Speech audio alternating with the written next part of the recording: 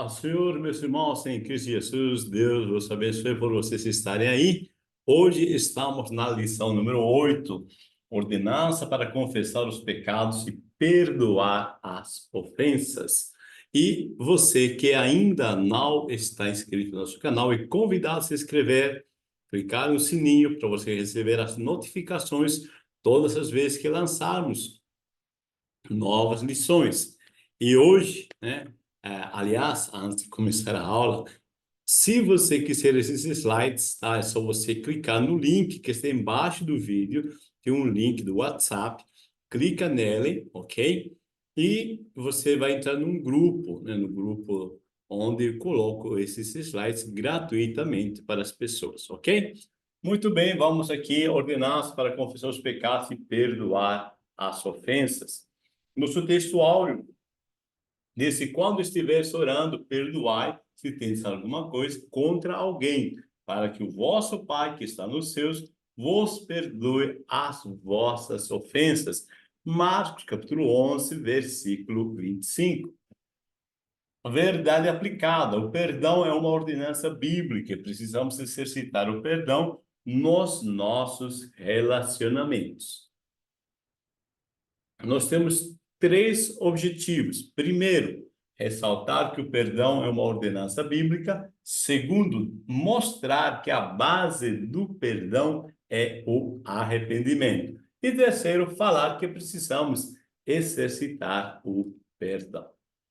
Bom, nosso texto de referência tem 1 João, capítulo 1, versículos 7 ao 10. Por favor, você procure, ok? Você lê aí, que eu já vou aqui para a nossa introdução. Quando nos diz que uma das características mais marcantes da comunidade dos discípulos de Cristo é o fato de terem sido alcançados pela manifestação das riquezas de misericórdia e compaixão de nosso Senhor, expressas pelo perdão divino.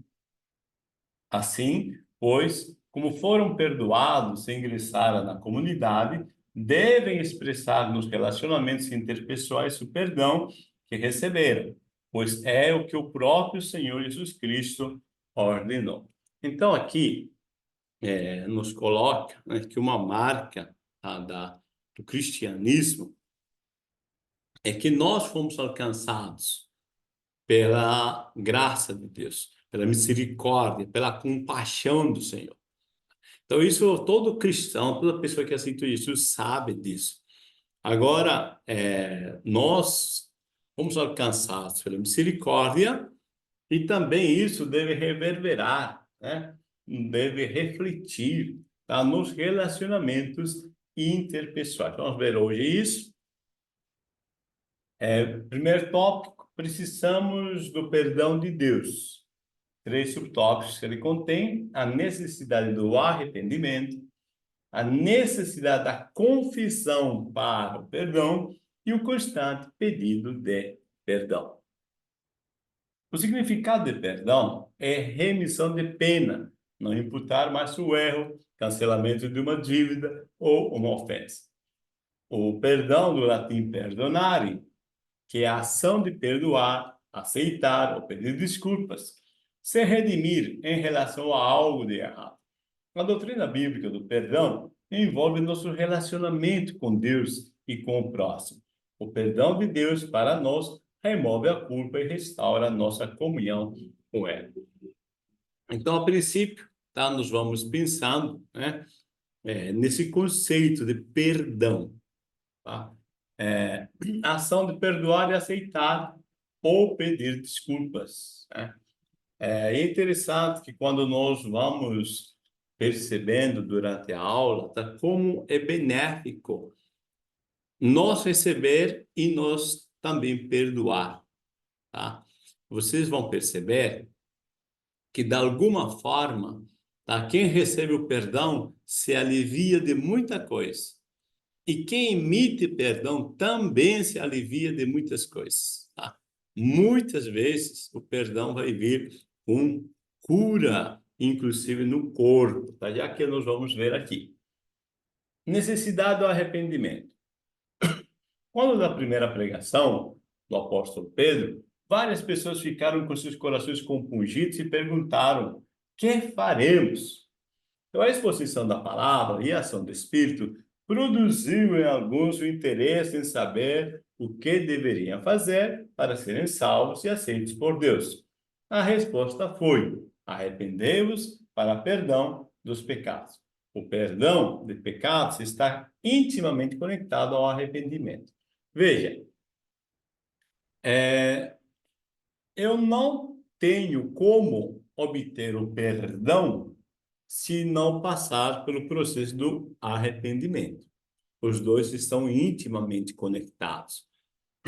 Porque se eu peço perdão, mas não há arrependimento, eu não vou me beneficiar, tá, desse perdão, ok? Então vamos entender aqui que há uma necessidade do arrependimento. Deixa eu ver aqui. Não, deixa eu voltar aqui. Veja, eu quero explicar um pouquinho do arrependimento, tá? Arrependimento, a palavra arrependimento, né? É nós processarmos nossos pensamentos, pensando se isso que nós pensávamos é correto, se isso que nós acreditávamos que era certo, é certo de fato. Então, o arrependimento tem muito a ver, tá dentro no grego, metanoim, né, ou metanoia, tá? No grego é você pensar teus próprios pensamentos. Isso que eu pensei que era verdadeiro, será que é verdadeiro? Isso que é certo, será que é certo? Tá? Isso que estou fazendo está me trazendo os resultados que eu quero, né? Então, por isso, um arrependimento verdadeiro, tá, vai produzir um perdão, tá? Porque se eu peço perdão, mas se eu continuo dentro do meu conceito, né? Que aquilo que eu fiz, não, tá, eu estava certo, estou pedindo perdão só por pedir mesmo. Tá? Então, vamos pensar muito bem, tá? Nesse processo, tá? Do perdão. Necessidade de confissão do pecado para o perdão. Se confessamos nossos pecados, ele é fiel e justo para nos perdoar. Antes de tudo, meus amados, esse texto de 1 João 1:9, lembrando para vocês que João está escrevendo para a igreja. Este texto de confessar nos pecados não se refere a uma pessoa que não é crente, tá? Porque a pessoa que não é crente, ele ainda está na natureza velha, tá? E ele nunca vai conseguir se lembrar de todos os seus pecados e pedir perdão de todos, é impossível. Agora, quando o cristão aceita Jesus, é nova criatura, as coisas velhas são passadas, tudo se fez novo, inicia um processo de santificação, e aí, né, você sabe, né, todo cristão sabe disso, né, que quando nós erramos, o Espírito Santo mexe conosco. O Espírito Santo nos toca, diz, olha, você errou. Ou seja, essa falha, esse pecado, tá? Ele é claro, objetivo. Aí eu tenho condição, sim, de confessar, tá? De eu falar, né? Aliás, a palavra confessar, se você vai no grego, ele disse, falar o que o outro diz, tá? Confessar, né? É falar o mesmo que o outro diz. Exemplo, se Deus diz que algo é pecado, então eu digo, sim, Senhor, isso é pecado. Se eu falo do jeito que Deus fala. Se Deus fala, você pode, então eu posso. Se Deus fala, não pode, então não pode. Então, confessar é você falar o mesmo que o outro diz. Tá? Antes de tudo, presta bem atenção nisso. Agora sim. Quem encobre as suas transgressões nunca prosperará. A restauração está reservada aos que confessam e deixam. Ou seja, se eu concordo que aquilo que Deus disse é pecado, Senhor, isso é pecado, mas se eu não deixo, aí não tem resultados. Você entende? A confissão é uma admissão para a mudança de vida, Tá? Ou seja, eu admito que aquilo que Deus disse é verdadeiro, aquilo que a palavra de Deus disse é verdadeiro. Eu admito isso e vou agir conforme isso. A confissão de pecado é feita a Deus por meio de seu Filho Jesus.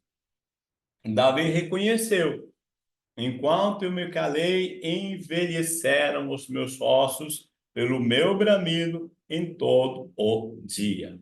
Veja só, se a pessoa, tá, não se examina a si mesmo, não aceita o que Deus diz, que aquilo que ela fez é pecado, se não concorda com Deus, tenta, como dissemos popularmente, tampar o sol com a peneira, vai dar problema. Pode dar, inclusive, dores nas juntas, pode dar fibromialgia, pode dar dor de cabeça, pode dar taquicardia. São doenças que são somatizadas no corpo. Então, você já deve ter ouvido falar que existem as doenças psicossomáticas. Então, quando uma pessoa carrega dentro de si algo, né, que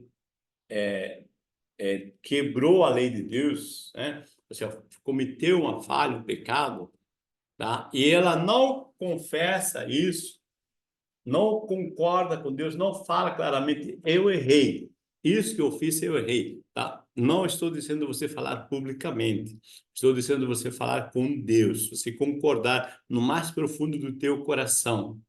Lembra que Paulo disse que com o coração se crê e com a boca se faz confissão. Então, você acreditar do mais profundo do teu coração que isso que Deus diz que é errado de fato, e você falar, admitir isso: Senhor, eu concordo, eu errei. É o que acontece com Davi, tá? Davi tinha cometido um pecado e ele tenta tampar o solo com a peneira, né? E o tempo vai passando e ele fica doente. Ele diz que os seus ossos, né, envelheceram. Ele se sentiu muito mal, não consegue dormir.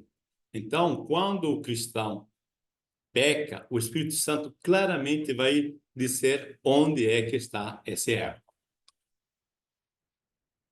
O constante pedido de perdão. É possível que se levante uma questão. Se Deus diz que não se lembra mais dos nossos pecados, então por que devemos continuar pedindo perdão, mesmo após a conversão? Tá? Veja, enquanto estamos nesse mundo, ainda não alcançamos a medida da estatura completa de Cristo.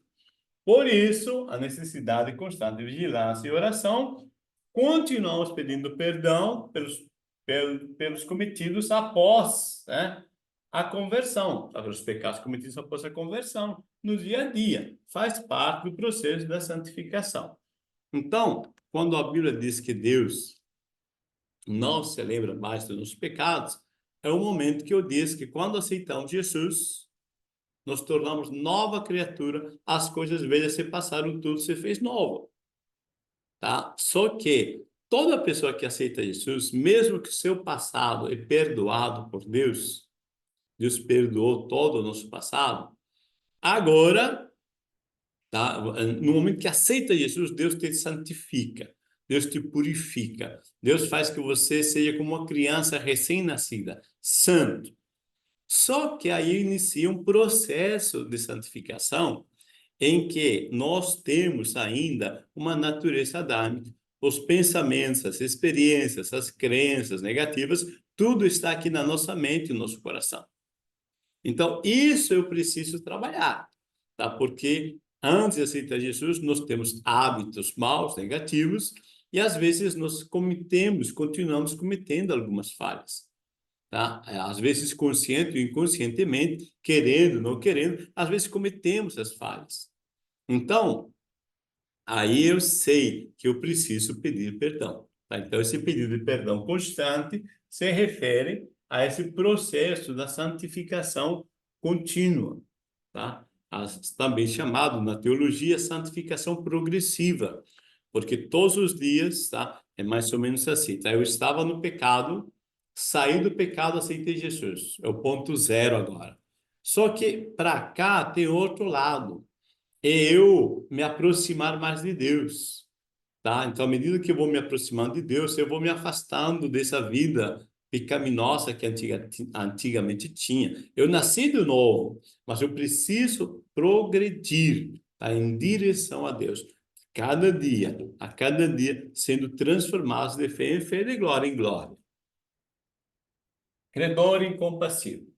O perdão exige reciprocidade. O perdão excede a nossa compreensão de merecimento e a nossa dívida era impagável.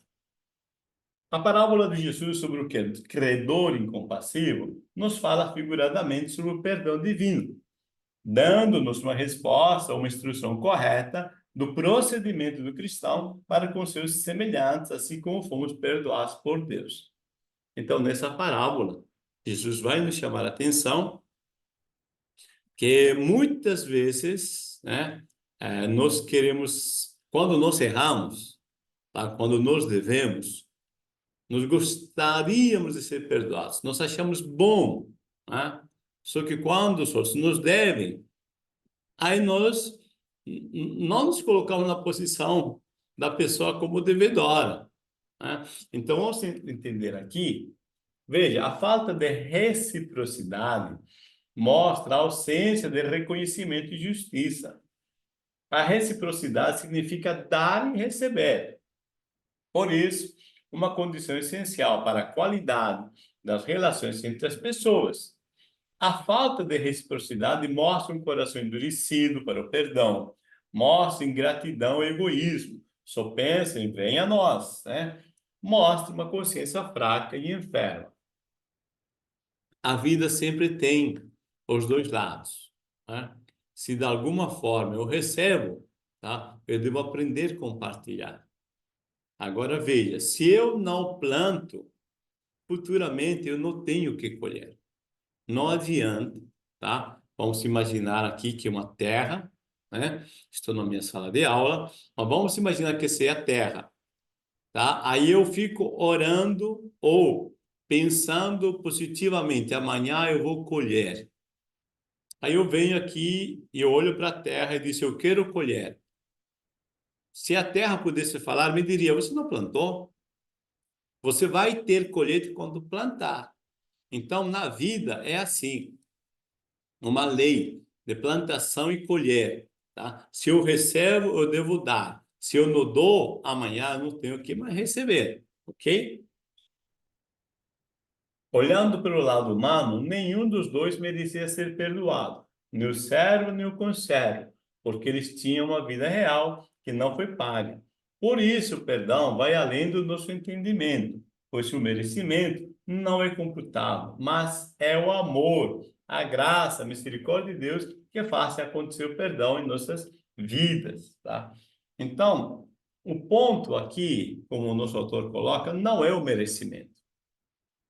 Ah, eu não vou perdoar quem não merece. Mas é assim que Deus nos perdoou. Nós éramos inimigos de Deus. Nós amávamos as trevas mais do que a luz. Mas Deus prova seu amor para conosco em que Cristo Jesus morreu por nós, sendo nós ainda pecadores. E seu amor manifesto por nós, estando no estado de não merecimento, é que nos transformou. Então, eu fico pensando comigo mesmo, como seria melhor se você perdoar as pessoas, mesmo que elas não mereçam? Talvez isso vai transformar, tá, o teu mundo. Vamos lá. Uma dívida enorme fora da nossa possibilidade de pagamento. Assim como o servo devia ao rei, pois não tinha com o que pagar, apelou pela compaixão do seu senhor. Senhor, tem misericórdia de mim, né? Pede compaixão. O maior choque do servo foi quando seu senhor mandou que ele, sua mulher e seus filhos fossem vendidos com tudo que tinham para que a dívida fosse paga. Então, era a cultura judaica, tá? Então, na cultura judaica, quando uma pessoa devia, tá? Ela poderia ser dado seus bens, se acabou seus bens, seu próprio filho, sua esposa, eles se colocavam como escravos para pagar a dívida, tá? Então, é inteligente, tá, nós aprender a cada dia a semear perdão, porque tenho certeza que uma hora nós vamos precisar. Então, se nós semeamos hoje, tá, amanhã, tá, com certeza nós teremos uma colheita de perdão e misericórdia. Veja, Jesus, ele próprio levou sobre si, cravando os nossos pecados na cruz do Calvário. Então, nós tínhamos uma dívida para com Deus. Era impagável. Eu não tinha condição, tá? Por mais que um ser humano pratique as melhores coisas da vida, ele tente ser justo em tudo. O profeta Isaías diz que a nossa justiça é como trapo de imundície diante da santidade de Deus. Então, nós não tínhamos como pagar essa dívida. Então, Jesus, o nosso substituto, ele morreu em nosso lugar, porque o salário do pecado é a morte. Então, Jesus morre. É com a sua morte que ele paga aquilo que era nossa dívida. E agora, nenhuma condenação há para os que estão em Cristo Jesus. Tá? Então, é importante nós entendermos isto. Tá? Jesus já levou, já nos perdoou. Perdoai uns aos outros. Jesus ensina o caminho do perdão. O perdão é o caminho para a cura do corpo e da alma, e o perdão precede a adoração. O perdão é o óleo que lubrifica as engrenagens dos nossos relacionamentos. A nossa situação passou pelo perdão de Deus. Não existe cristianismo sem perdão. Quem não sabe perdoar está na contramão do evangelho. Olhando pelo lado divino, não há como negar o perdão.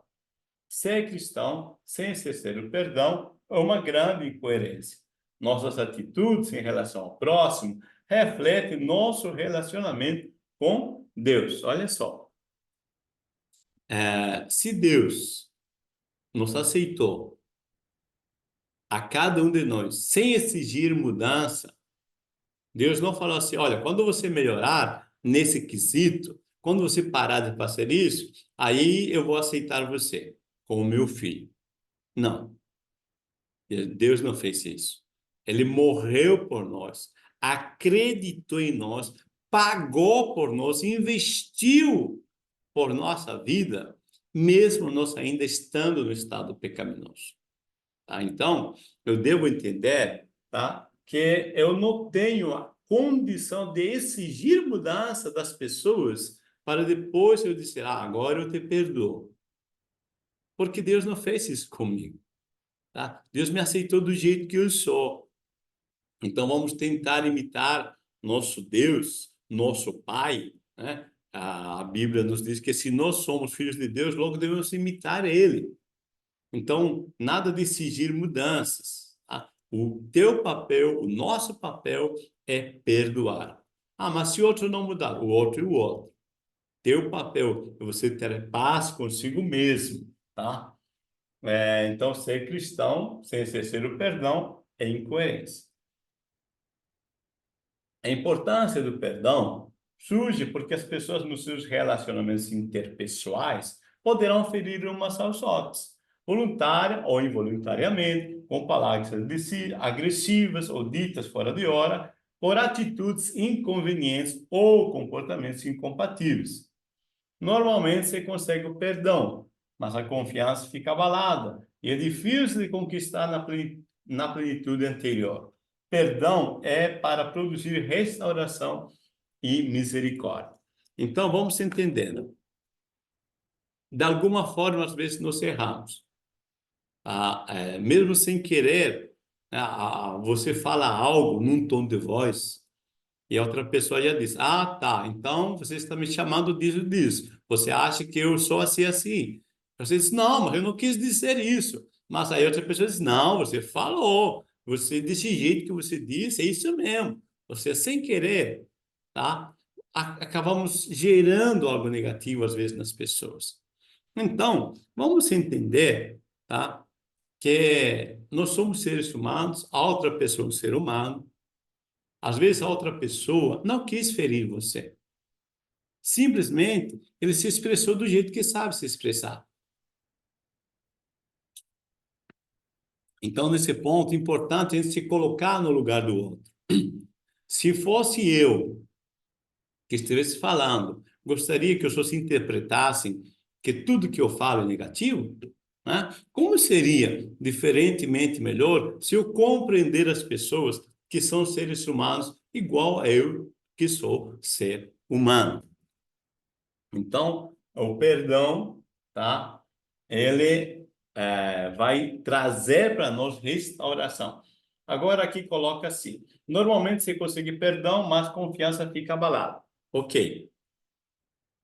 Eu citei numa das aulas o livro de Stephen Covey, Os Sete Hábitos das Pessoas Altamente Eficazes, onde ele disse do banco da confiança. O banco de um bom relacionamento. É como um banco de dinheiro. Se você deposita na conta, tem dinheiro, você tem crédito. Se você não deposita dinheiro na conta, aí não tem como usar teu cartão. Então, os relacionamentos, tá? Precisa sim. Vamos dizer aqui, tem um lado positivo, tem um lado negativo. Se você vai cumprindo tuas palavras, vai honrando tua palavra, vai chegando pontualmente e você vai fazendo, tendo palavras, comportamentos, atitudes positivas, a confiança vai crescendo, tá? Agora, aqui o lado negativo. Se você começa a fazer saques, ou seja, você fala, não cumpre, aí a confiança diminui. Você, de novo, diz que vai fazer, mas não faz, aí diminui. Ah, eu ia chegar até o horário, não chego, aí diminui, tá? Então, comportamentos, palavras negativas vão fazendo saques do teu banco de crédito de relacionamentos. Aí uma hora pode chegar no negativo. E quando chega no negativo, o juro é alto. A cobrança, as taxas, né? Que já tem cartão de alguma empresa, sabe, né? Que o cartão de crédito você usa, mas depois, se você fica no vermelho, se não paga, pronto. Aí o crédito, contas, juros, taxas, aí é muito difícil a gente sair. Então, qual que é o melhor? Você sempre ir depositando confiança, palavras, você fala, você diz que vai fazer, faz, você faz uma promessa, faz, vai cumprindo e vai gerando confiança, ok? Aí você vai ter um crédito positivo. O perdão é remédio eficaz para curar doenças espirituais, doenças da alma e também do físico. Mas muitos acham que esse remédio, muito caro e permanecem doentes e sofrendo. A falta de perdão mexe com as emoções, fica espiritualmente fragilizada. Perdoar não é esquecimento, ou seja, amnésia, mas deixar o passado para trás e seguir em frente. Perdoar é como um ferimento que deixa cicatriz, mas não sentimos mais a dor. Vamos entender. Veja, Tiago, né, capítulo 5:16, ele nos disse que existe cura. É interessante, porque eu trabalho, né, com atendimentos psicoterapêuticos, tá? Eu vejo aqui gente que chega cheio de dores, né? Cheia de dor no ombro, dor na coluna, dor no pescoço, tá? Mas quando eles emitem perdão, essas dores somem. Pessoas que vêm aqui com fibromialgia, está cheio de dores, mas quando perdoam, são curadas. Assim, Deus faz algo fantástico. Então, meu irmão, minha irmã, quando Deus nos pede para perdoar, não é em benefício dos outros. O perdão nos liberta a nós mesmos, nos cura, nos restaura na presença de Deus, nosso corpo fica leve, né? Eu atendi esses dias uma pessoa que disse: olha, depois que eu vim no processo terapêutico, nunca mais precisei tomar remédio de dores, né? Estou sem necessidade, estou bem, muito bem, né? Então, perdão é para teu benefício. O perdão nós perdoamos tá? Liberamos perdão, perdoamos, não é para os outros, é para nós mesmos, tá? Se alguém bebe o veneno da ira, da raiva, quem vai morrer é a própria pessoa. Então, eu penso comigo mesmo que é mais inteligente e melhor nos perdoarmos e ter uma vida saudavelmente. Jesus continua a nos ensinar sobre o perdão, pois a nossa adoração deverá ser sem obstáculo nenhum. Isto é, até para ofertar, se souber que teu irmão tem alguma coisa contra você, precisa reconciliar primeiro para depois dar a sua oferta. Veja, a nossa oferta de gratidão não tem valor diante de Deus se não estivermos em paz com o nosso irmão. Aí eu vou já explicar. Ninguém pode adorar a Deus com hipocrisia e em litígio com os irmãos. Veja, Jesus disse, se você trouxer a tua oferta, mas você tem algo contra o teu irmão, pega a tua oferta, deixa aí em cima do altar e vai, reconcilia-te com teu irmão. Agora escuta o que o texto está dizendo, reconcilia-te. Não está dizendo, ore para que eu faça alguma coisa. Às vezes nós queremos que Deus faça. Ah, Senhor, estou com raiva dessa pessoa. Ah, Senhor, eu falei algo negativo, eu feri essa pessoa, mas, Senhor, abençoa, consola aquele coração. Jesus disse, não, não. É você, se você falou algo contra ele ou contra ela, vai lá e você resolve o problema. Não é eu, não. Reconcilia-te. Você vai se reconciliar. É você que vai pedir perdão. É você que vai olhar olho no olho e dizer, eu errei, me perdoa. Ok? Aí sim, tá? Estamos prontos a ofertar a Deus e Deus, né, atentar a nossa oferta. Eu coloquei aqui o nome Caim, só para você se lembrar, tá? Que quando Caim e Abel trouxeram a oferta, a Bíblia diz que Deus atentou a Abel. Veja, a pessoa de Abel é a sua oferta. Se primeiro Deus olhou, recebeu Abel e depois sua oferta. E então o texto diz, e Deus não atentou nem a Caim nem a sua oferta. Tá? Por quê? Porque Deus disse mais para frente, Caim, o pecado jaz à tua porta e convém a ti dominá-lo. Veja que Deus está dizendo, Caim, eu não vou fazer isso por você, é você que tem que fazer isso. Caim está com raiva do irmão, Caim guarda mágoas do irmão, e ele não quer aceitar isso.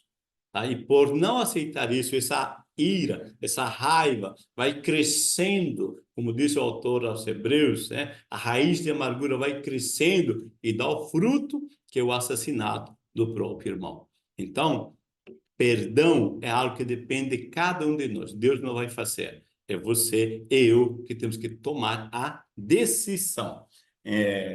Então, é importante, tá? Se nós queremos que Deus nos aceite e aceite nossa adoração, tá? Nós estarmos bem com o próximo.